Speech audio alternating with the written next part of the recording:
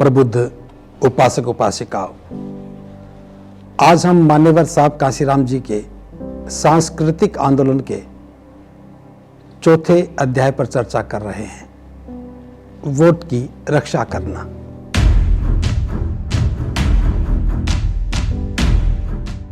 बहुजन समाज को देश का हुक्मरान बनाने के लिए वोट की आवश्यकता थी।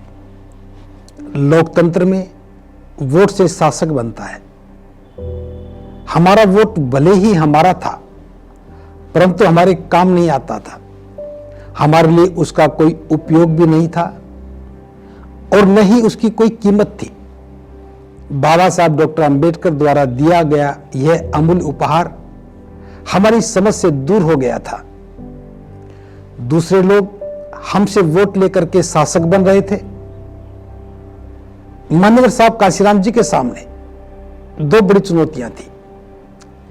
एक तो वोट की रक्षा करना ताकि बहुजन समाज उसकी कीमत समझ सके, और दूसरी चुनौती थी कि उसी वोट को अपने हक में उपयोग करके बहुजन समाज को देश का हुक्मरान बना सके।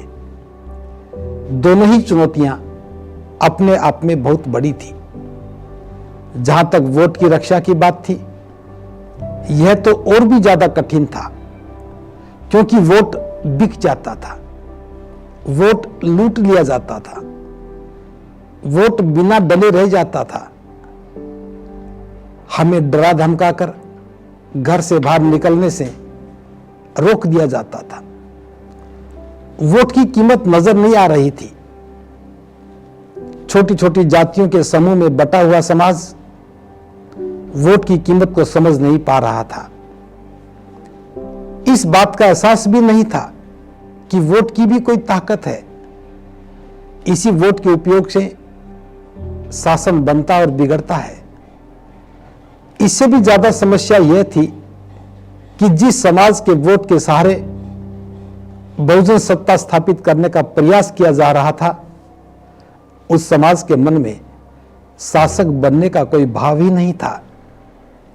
उसकी कोई इच्छा ही नहीं थी। वह तो यह मानकर बैठा था कि राज करना दूसरे लोगों का काम है।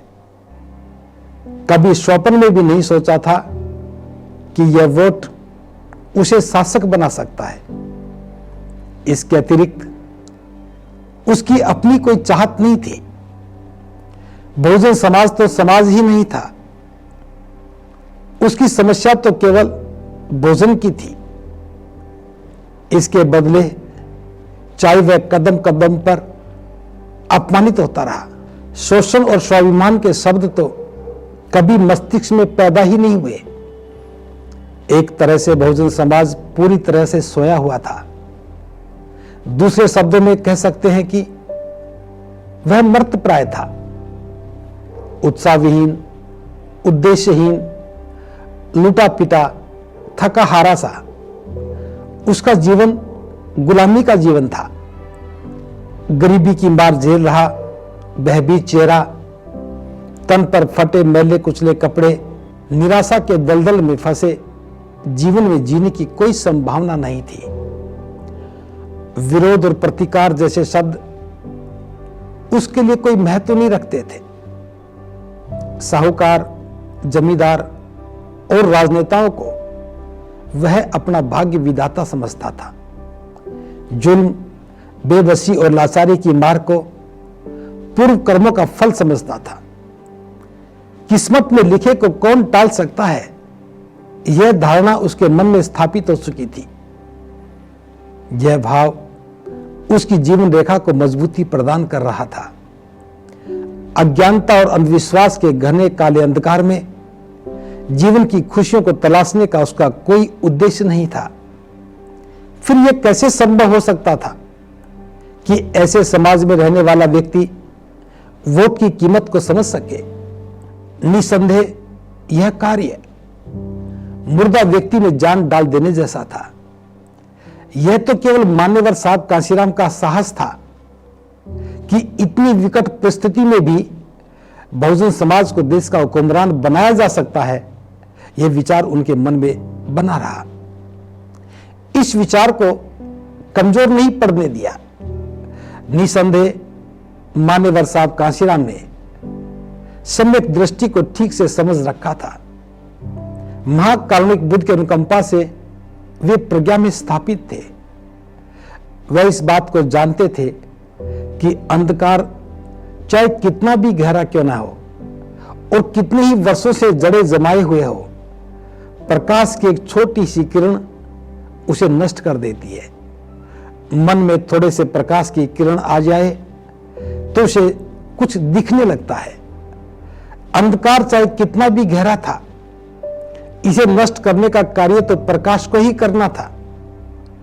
साहब कांशीराम इसी प्रकाश के पुंज थे।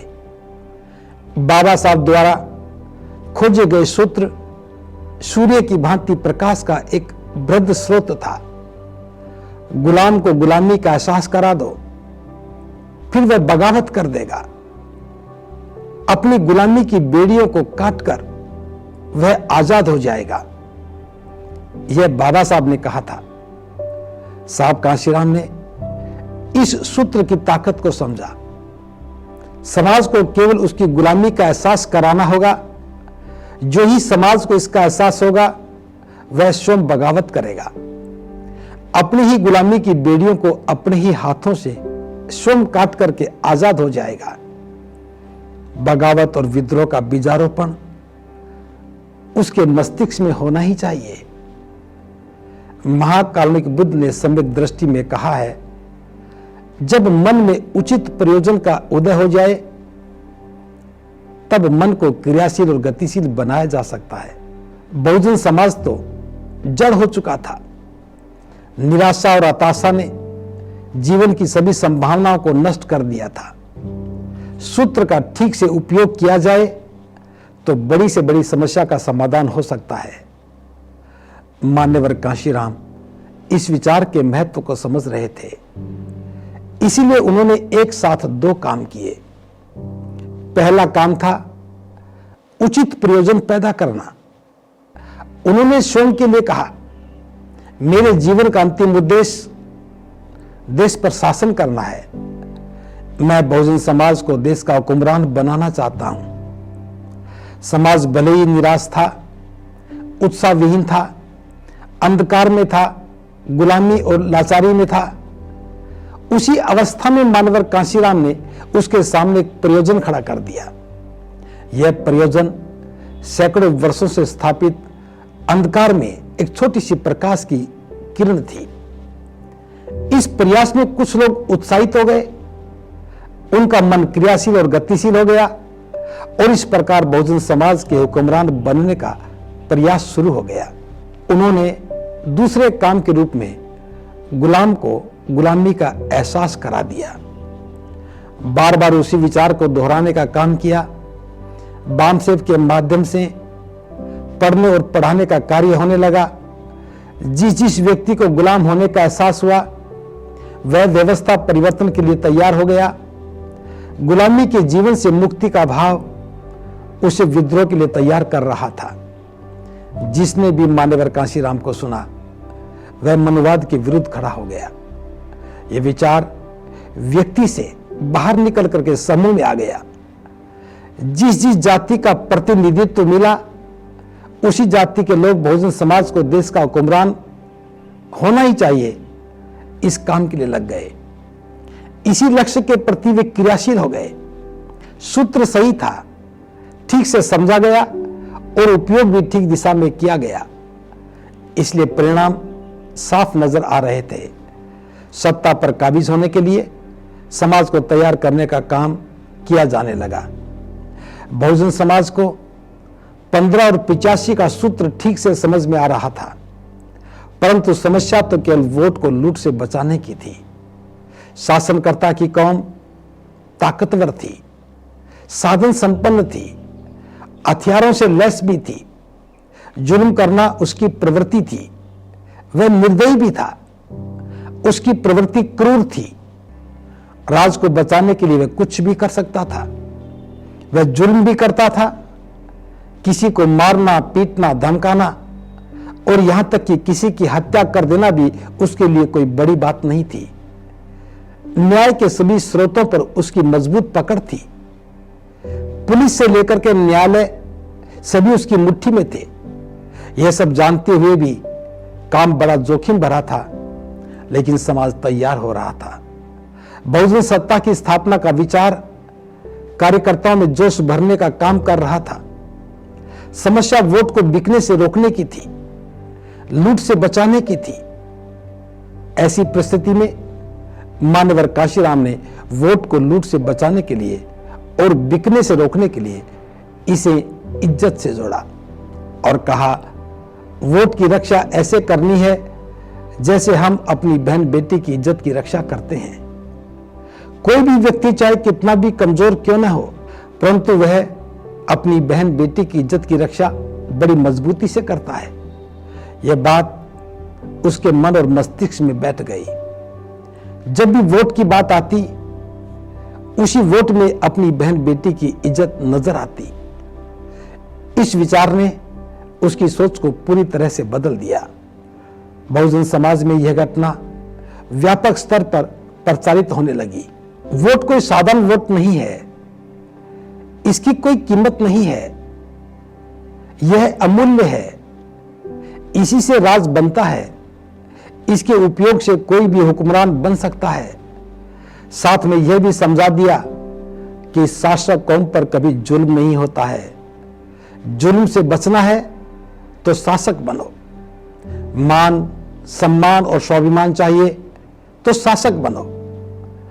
राजसत्ता वह मास्टर चाबी है जिससे सभी समस्याओं के समाधान पाए जा सकते हैं। यह बाबा साहब ने कहा और बाबा साहब के विचार का हवाला देकर मान, सम्मान और स्वाभिमान की भावना को जगाकर वोट को बहन बेटी की इज्जत से जोड़ दिया। इज्जत बचानी है तो वोट की रक्षा करो। इस विचार ने बहुजन समाज को आंदोलित कर दिया। राजसत्ता ही एकमात्र समाधान नजर आने लगी। गली गली, मोहल्ले मोहल्ले में चर्चा होने लगी। वोट की रक्षा करनी है, इसे पौवा पी करके नहीं बेचना है। अभी तो एक पौवा शराब का पिया और वोट दे दिया। कोई 100 रुपए में बेच रहा था तो कोई एक पौवा पी करके ही वोट दे रहा था। कुछ लोग गुमराह ही हो जाते थे तो कुछ दूसरों के बहकावे में आ जाते थे। वोट नष्ट हो जाता था। कुछ डर के कारण वोट नहीं डालते थे। वोट भले ही हमारा था, लेकिन शासक वर्ग इसे अपनी बपोती समझता था। परंतु मान्यवर काशीराम के एक आह्वान पर कि वोट हमारी इज्जत है, किसी भी सूरत में इसकी रक्षा करनी है, इसी आह्वान का व्यापक प्रभाव नजर आने लगा। बहुजन समाज ने वोट की रक्षा करने का संकल्प ले लिया। इसी वोट को बचाने के लिए मान, सम्मान और स्वाभिमान से एक नारा उभर कर आया, वोट हमारा राज तुम्हारा, नहीं चलेगा, नहीं चलेगा। 15 का राज 85 पर नहीं चलेगा, नहीं चलेगा। वोट की कीमत भी समझ में आने लगी थी। आरंभ में भले ही यह विचार एक व्यक्ति के मन में उठा हो, लेकिन शीघ्र ही यह विचार सामाजिक परिवेश में अपनी पहचान बनाने में सफल हो गया। समाज संगठित होकर वोट की रक्षा करने लगा। नौजवान इस कार्य में ज्यादा सक्रिय नजर आने लगा। युवा मन बड़ा ही ऊर्जावान था, उसमें जोश था और साथ ही कुछ कर गुजरने का जज्बा था। मान्यवर साहब काशीराम जी का व्यक्तित्व एक आदर्श बनकर उन्हें आगे बढ़ाने के लिए प्रेरित कर रहा था। जो लोग शराब पीने के आदी बन गए थे, वे समाज में कलंक नजर आने लगे। बहुजन समाज का युवा उन्हें गुनाहगार के रूप में देखने लगा था। इससे भी आगे बढ़कर शराब के पौवे में वोट को डालते ही नहीं देखा, बल्कि अपने ही समाज की बहन बेटियों की इज्जत को लूटते देखा। बहन बेटी की इज्जत तो केवल एक व्यक्ति की नहीं, यह पूरे समाज की इज्जत होती है। एक महिला के साथ यदि कोई दुराचार की घटना घट जाती है, तब पूरे समाज को लूट जाने का एहसास होने लगता है। शराब पीकर के वोट देना और बहन बेटी की इज्जत खो देना व्यक्तिगत नहीं रहा, यह एक सामाजिक अनुभूति बन गई। इसे सामाजिक स्तर पर रोकने का कार्य नौजवान कार्यकर्ताओं ने करना शुरू किया। उन्होंने कहना शुरू किया, क्या हमारी अपनी बहन बेटी की इज्जत की कीमत एक पौवा है? पौवा पीकर पावर बेचने वाले जलील होने लगे। महिलाएं भी इस विचार को अपने ही हित में देखने लगी। वे भी अपने अपने परिजनों, जीवन साथी पर पौवा पीकर वोट नहीं डालने के लिए दबाव बनाने लगी। 7-8 वर्षों के दौरान ही समाज ने बिकना छोड़ दिया, पौवा पीकर के वोट डालना छोड़ दिया। डरकर वोट नहीं डालने वाला विचार भी निर्भय होकर वोट की कीमत समझने के काम आने लगा। आज 34 वर्ष के बाद मैं इस विचार पर चर्चा कर रहा हूं। भले ही मान्यवर साहब कांशीराम आज हमारे बीच में नहीं है, तो भी समाज आज उन्हीं के आदर्शों को अपने जीवन मूल्य में स्थापित कर चुका है। वोट बेचने का काम रुक चुका है। न बिकने वाला समाज बन गया है। परिस्थितियां चाहे कुछ भी हो, समाज नहीं बिकता है। जो भी व्यक्ति समाज से अलग हटकर ऐसा करता भी है, तो उसे समाज द्वारा दिए जाने वाले व्यंग्यों को सहन करना पड़ता है। उस व्यक्ति की समाज में प्रतिष्ठा गिरने लगती है। आज पूरा देश इस बात को मानने लगा है कि बहुजन समाज का वोट नहीं बिक सकता है। यह राजनीतिक कार्य नहीं था। इस कार्य के माध्यम से साहब कांशीराम ने सांस्कृतिक मूल्य स्थापित करने का कार्य किया है। यदि ये राजनीतिक मूल्य होते तो इन बदली हुई परिस्थितियों में कभी के बदल गए होते। राजनीतिक उतार चढ़ाव में वोट प्रतिशत की गिरावट अपनी पहचान खो देती है।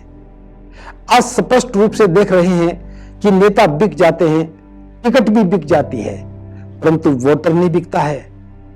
यह इसलिए संभव हो पाया है क्योंकि यह सांस्कृतिक मूल्य थे जो एक बार मन में स्थापित हो गए तो वर्षों तक चलेंगे। मान्यवर साहब कांशीराम यही चाहते थे कि बहुजन समाज की सोच में परिवर्तन आना चाहिए। उसमें देश का हुक्मरान बनने का भाव पैदा होना चाहिए। जिस समाज में शासक बनने का भाव पैदा हो जाता है, वह कभी भी गुलामी को स्वीकार नहीं करता है। शासक कौम पर कभी जुल्म भी नहीं होता है। एक व्यक्ति शासक बनता है तो पूरा समाज अपने आप को शासक के रूप में देखता है। पूरे समाज में शासक होने का भाव दिखने लगता है। यह शासक बनने का भाव अगली पीढ़ी तक जाता है। पीढ़ी दर पीढ़ी यह चलता ही रहता है। यह केवल सांस्कृतिक मूल्यों में ही संभव हो सकता है। जो व्यक्ति आज भी मान्यवर साहब कांशीराम जी के आंदोलन में राजनीति को तलाश रहा है, वह ठीक से मूल्यांकन नहीं कर पा रहा है। राजनीतिक रूप से किया गया आंकलन एक बहुत बड़ी नासमझी है। सरकार बनते ही आंदोलन ठहर जाते हैं, दिशा बदल जाती है, लेकिन नए बिकने वाला समाज में वोट को बहन बेटी की इज्जत के रूप में देखना आज भी बहुजन समाज में स्थापित मूल्य हो गया है। पौवा पीकर के वोट देने की परंपरा समाप्त हो गई है। यह केवल वहीं पर ही है जहां पर यह विशेष कार्य नहीं हो पाया। आज यह स्पष्ट नजर आ रहा है कि युवा वर्ग में राज करने की इच्छा प्रबल होती जा रही है।